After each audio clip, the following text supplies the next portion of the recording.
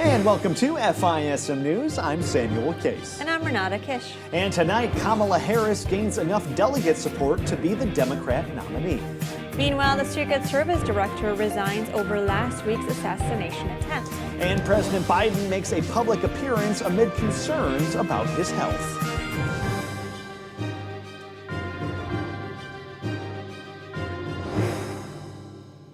All right, well, we begin with the latest election updates, where it appears Vice President Kamala Harris now has enough support to become the Democratic presidential nominee now that President Biden has officially dropped out of the race.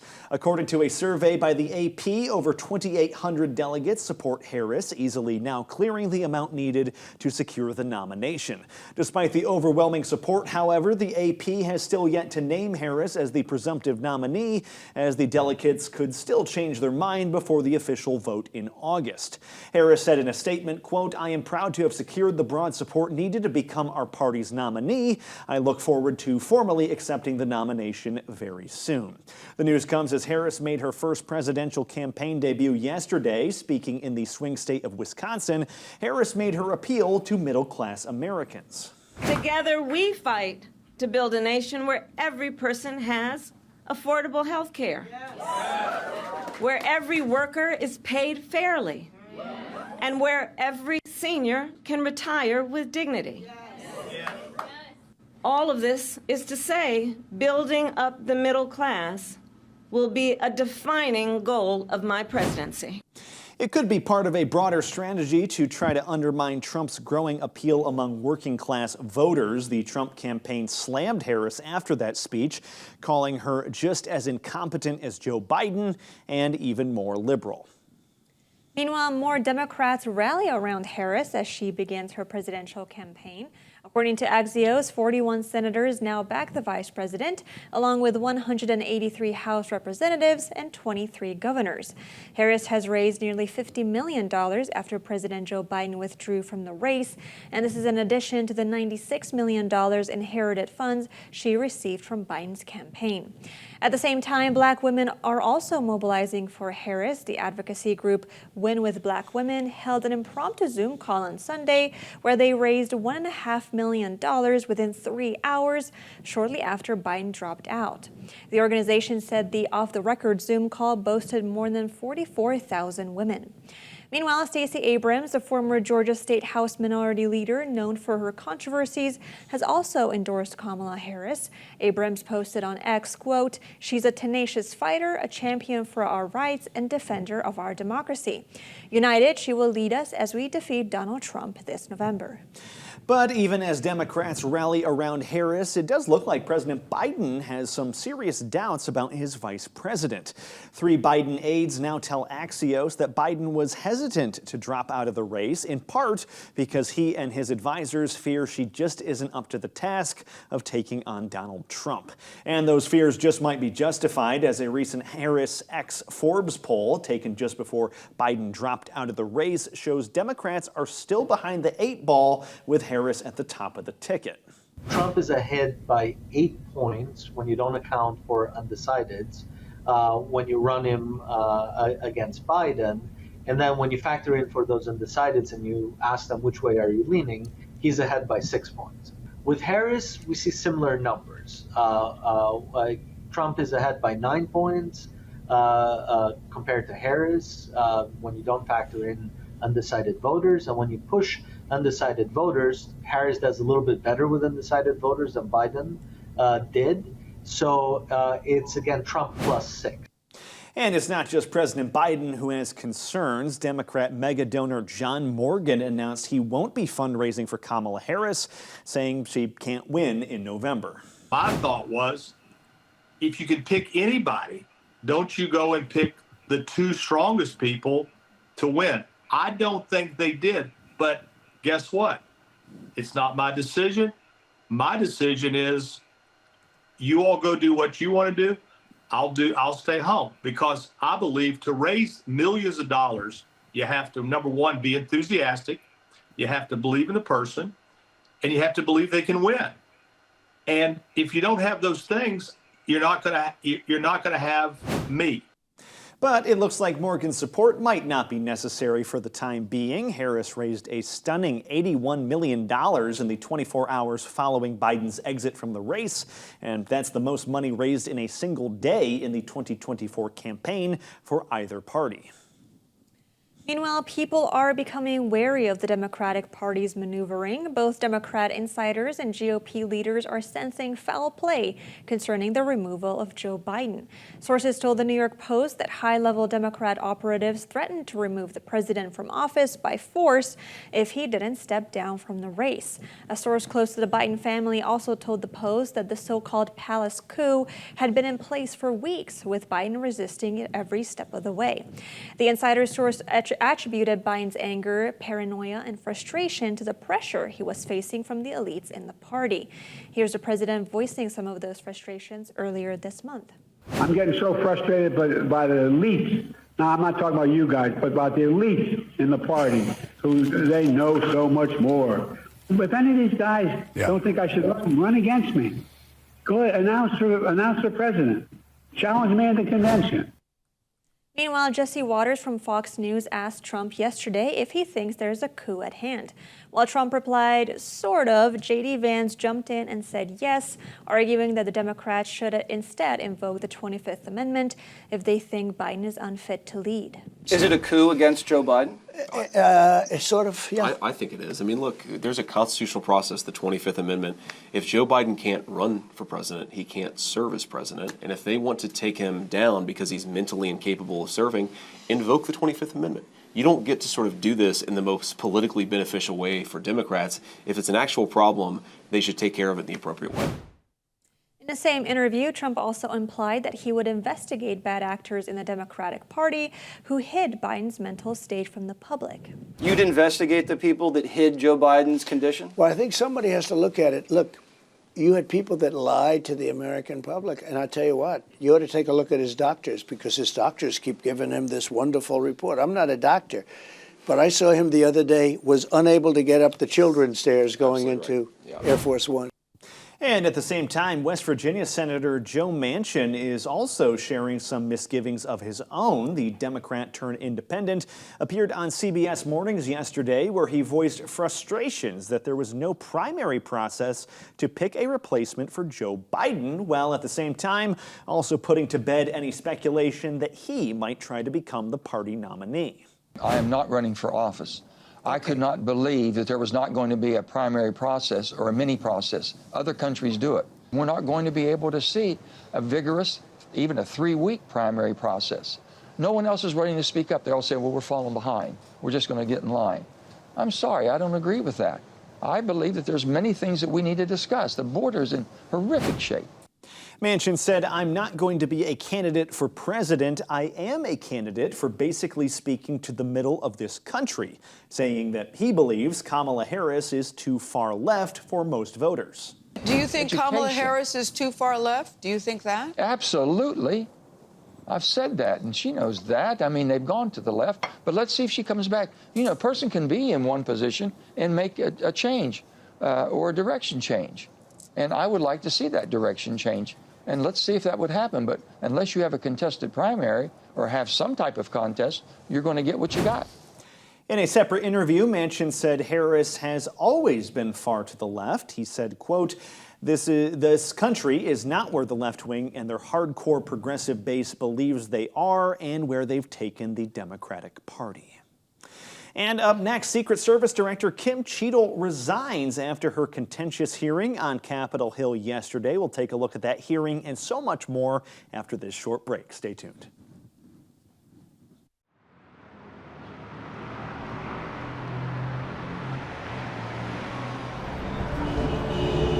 Navigating through investment options can be challenging, especially when you're determined to uphold your God-given values.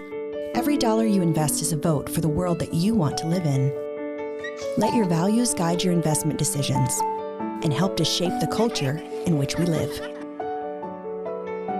Become a beacon of light and pave the way with biblically responsible investing. Timothy Plan, where faith and finance collide. Before investing, carefully consider the fund's investment objectives, risks, charges, and expenses of the investment company. This and other important information can be found in the fund's prospectus. To obtain a copy, visit timothyplan.com or call 800-846-7526. Read each prospectus carefully before investing. Investing involves risk, including the potential loss of principal.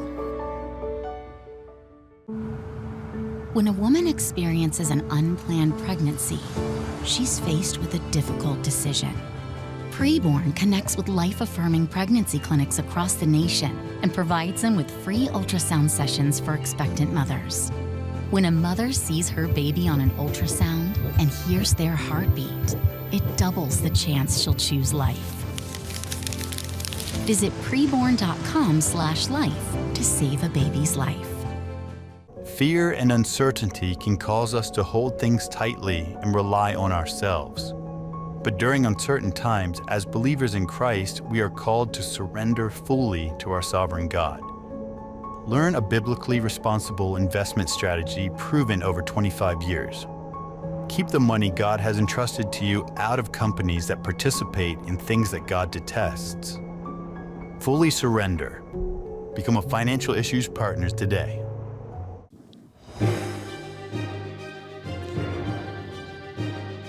And welcome back to FISM News. I'm Samuel Case. We continue our coverage now with a look at the very contentious congressional hearing with Secret Service Director Kim Cheadle, who in fact resigned as of today after that hearing. FISM's Ian Patrick has more. Secret Service Director Kimberly Cheadle recently announced her resignation from that position. This comes only 10 days after the attempted assassination on former President Donald Trump, and one day after she received intense criticism for her so-called failures on Capitol Hill. Cheadle sat before the House Oversight Committee on Monday, where she was grilled for how her agency handled the assassination attempt.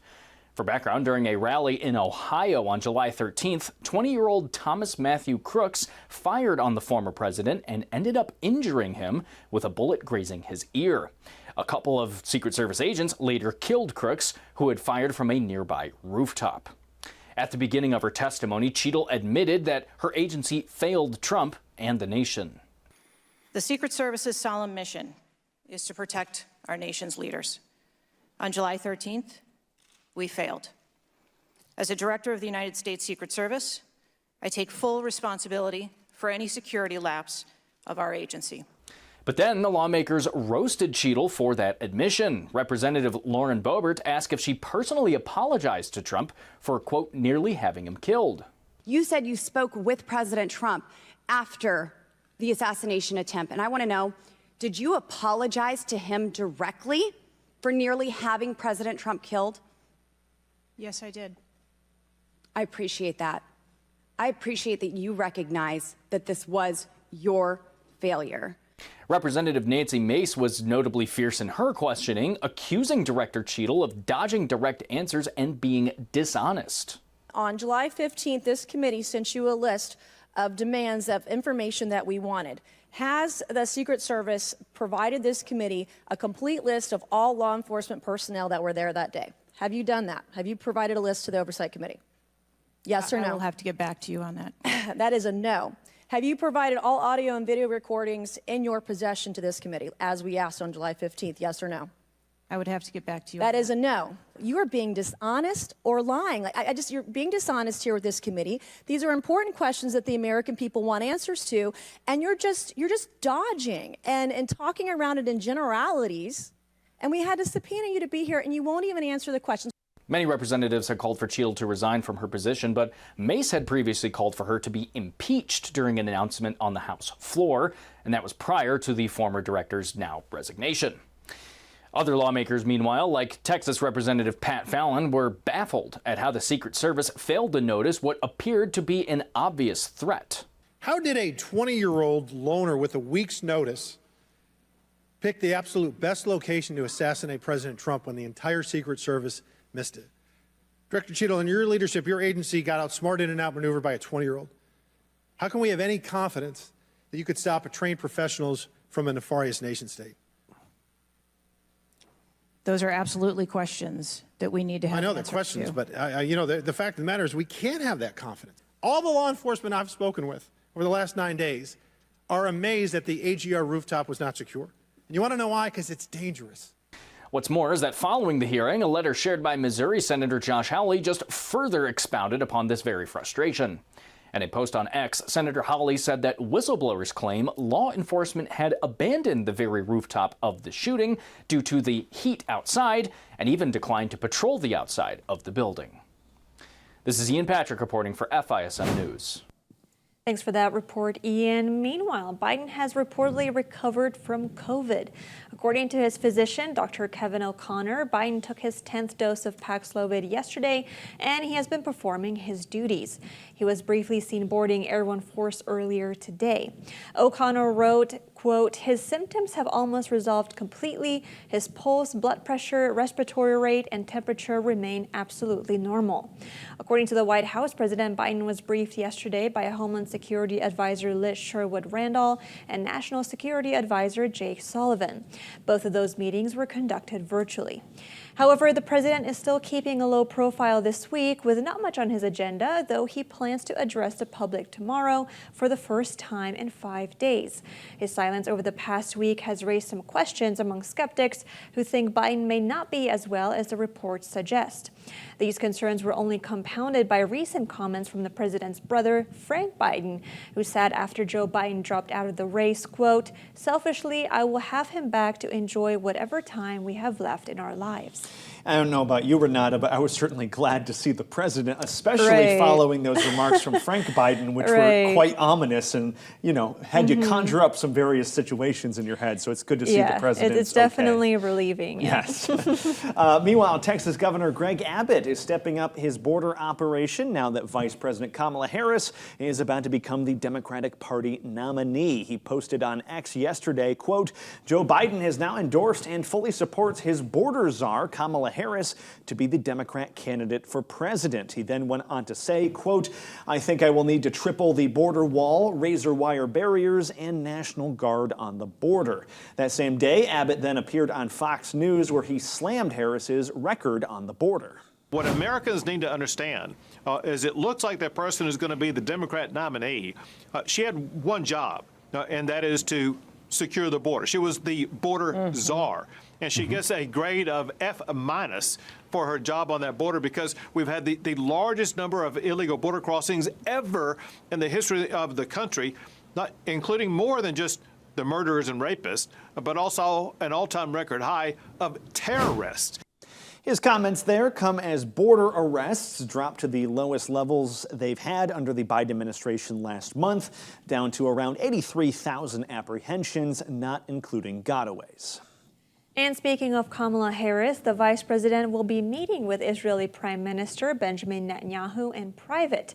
This comes as Harris denied presiding over Netanyahu's meeting with Congress on Wednesday, signaling her disapproval over the Gaza conflict. But an aide to the vice president said that the two will be meeting in private sometime in the future. This will be the presidential hopeful's first meeting with a world leader since Biden stepped down.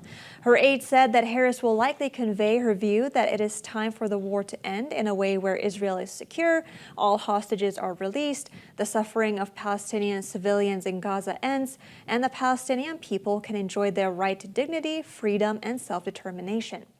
The two are also expected to discuss a ceasefire deal. Now, at the same time, Netanyahu is scheduled to meet with the president in a separate meeting on Thursday. And I'm just seeing reports as well that it looks like he'll be meeting with Donald Trump, it looks like on Friday. So trying to cover his bases a little bit. Yes, definitely. Meanwhile, pro-Israel group Zionist Organization of America is denouncing Vice President Kamala Harris after showing some support for anti-Israel protests on college campuses. Earlier this month, Harris said the protests are, quote, showing exactly what the human emotion should be as a response to Gaza. The organization's president, a man by the name of Mort Klein, he said in a statement, it is unconscionable that anyone, and especially the Vice President of the United States, would endorse any of the Arab Islamist criminality. He is now calling on Harris to walk back her remarks as a result. And up next, we're going to shift away from politics here in the U.S. to get the latest on the war in Gaza. But first, let's go back in time with Seth Udinsky for today's A Moment in History.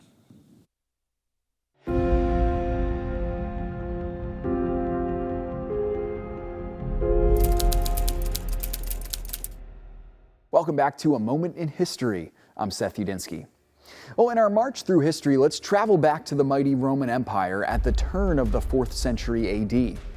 Today we will explore the emperor who rejuvenated an empire in decay while simultaneously unleashing the most focused and vicious persecution of Christians in the ancient world and perhaps throughout history, Diocletian. Born as Gaius Aurelius Valerius Diocletianus in 245, he was a complicated figure. Some saw him as a hero of the empire, rejuvenating it to its former glory, a glory it had not seen since the 2nd century, while others knew him as a wicked and vile miscreant who was hell-bent on wiping Christianity from the face of the earth. Diocletian was born and raised in relative obscurity, but rose to high ranks in the Roman military sphere. Now, at this time in history, the empire was simply too large for one man to rule it effectively by himself. Enemies from the outside and chaos within caused it to fall into deep decay. And by the time Diocletian rose to the throne in 285, the empire was on the verge of collapse. Diocletian then divided the regions of the empire and put 3 other co-emperors in charge of each region, allowing for a more stable rule. Even as the empire was now governed by 4 co-emperors, Diocletian claimed his rule was divine, as the original emperors had done, and he was widely accepted as the ultimate authority over the empire. Now, it's no surprise that Christianity, a faith that claimed Christ, not Caesar, as Lord, caught the attention of the emperor. In the last few years of his reign, he instituted what would be known as the Great Persecution of the Christian faith. In February of 303 AD, he destroyed the church building in Nicomedia and established numerous laws against Christians, including the prohibition of gathering for church. Over the next 2 years, an estimated 3,500 Christians were murdered for the creed Christ is Lord by this vicious emperor. Even so, the church would not be stopped, even by the most powerful man in the world. Diocletian would be dead within a few years, and the empire would soon follow. Now, simultaneously, Christianity would become the dominant religion of the Roman world. And if we can learn anything from the life of Diocletian the persecutor, it would be this: it is the Church of Jesus Christ that will never fail and will be victorious in the end. Thanks so much for joining me once again for A Moment in History. Are you tired of the chaos? There are a lot of things that make noise, but only a few that truly matter.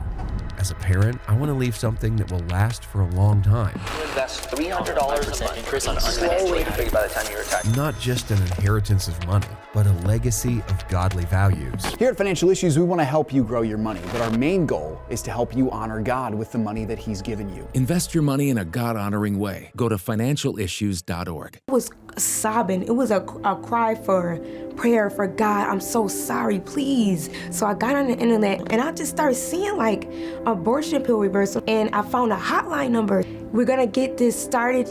It's gonna seem like a lot, but it's gonna be so fast, and it's because you only have a certain amount of time left. It's gonna be okay. We got this. We're gonna try to fix this for you and make sure you know you're good and the baby's good. Don't worry. And when I came here, my heart was so warm. Other than Planned Parenthood, where I was very cold and I was lost, and I just felt like I could have been, it was just terrible. And to know that Compass Care could tell me something different and get reverse a medication like that, that's amazing. That somebody would go as hard as if it was their children to make sure your child is gonna be alive and stay safe, So I want a lot of people to know it's possible. You can save your baby. You can reverse that abortion.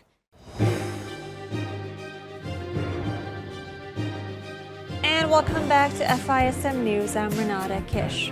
Well, let's go to Israel, where earlier today, IDF officials said a recent strike on the Tulkarm area in the West Bank killed several high-ranking leaders of Hamas and Fatah, both of which are militant groups. According to officials, the overnight operation killed 8 militants, including senior Hamas leader Ashraf Nafa, who was the commander of the local military wing of Hamas.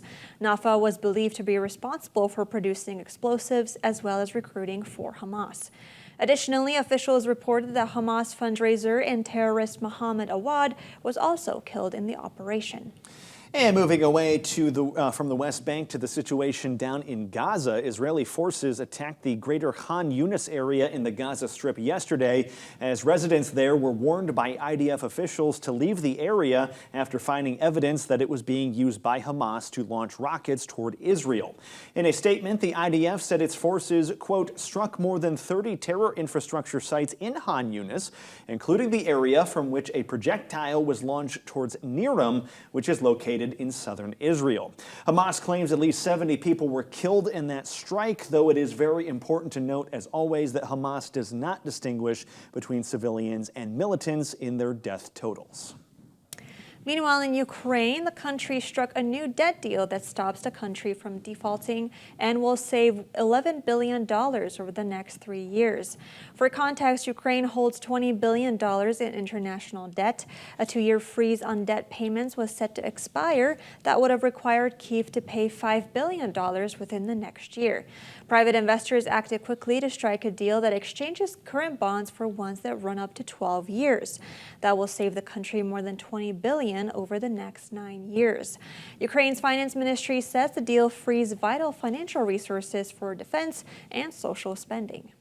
Meanwhile, hopefully you're not flying with Delta Airlines anytime soon, because the airline is still grappling with the flight cancellations and delays more than 4 days after the weekend's massive Microsoft outage that we reported on yesterday. Yesterday, the airline canceled more than 1,000 flights and logged 1,800 delays. Delta did show some slight improvement today, but still saw roughly 3 out of every 10 flights disrupted in some way. Delta is the only major airline that appears to still be struggling after Friday's outage. Transportation Secretary Pete Buttigieg criticized Delta on Sunday for what he called unacceptable customer service conditions, and also announced an investigation into the airline earlier today. And lastly, in the economy, 2024 may have the greatest number of resignations since the pandemic. According to a new survey, nearly 3 out of 10 workers are planning to quit their current jobs by the end of this year. More than half of all workers are dissatisfied with their workplace. The service industry and workers under the age of 34 are driving that trend. They say they are motivated by a desire for more pay, better benefits, and less work stress. It could become the second great resignation and comes shortly after 47 million Americans quit their jobs in 2022.